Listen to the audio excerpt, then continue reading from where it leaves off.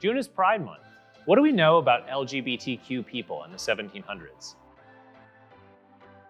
Sometimes one of the challenges of studying the Revolutionary era is we don't have all of the evidence we're looking for. We don't have the voices of the people we want to study. So we have the great opportunity to look at a bunch of different places to hunt for evidence. And when it comes to gender and sexuality, some of the words and the categories we're used to using don't translate well back 250 years ago. There were same-sex marriages in early America.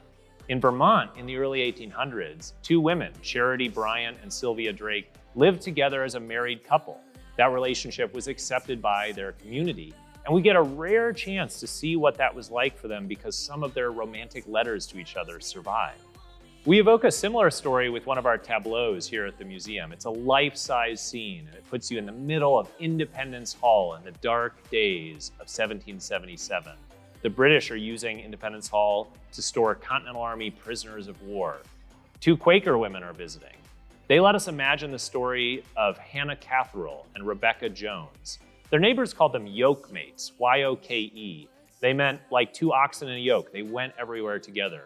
And they were partners. They lived together and they operated a school together right in our neighborhood of Philadelphia during the Revolutionary War. If we're interested in people who expressed gender differently, we might look at the case of Deborah Sampson. She was a Massachusetts woman who attempted to join the Continental Army in 1781. Her first attempt was unsuccessful. She was found out, as recorded in this amazing farmer's diary that we have here at the museum. The second time was a success.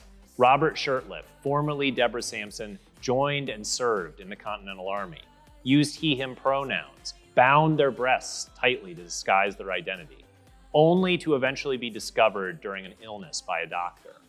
The army Deborah Sampson served in, George Washington's Continental Army, was enormous. Tens of thousands of men served and fought in the Revolutionary War as part of that organization.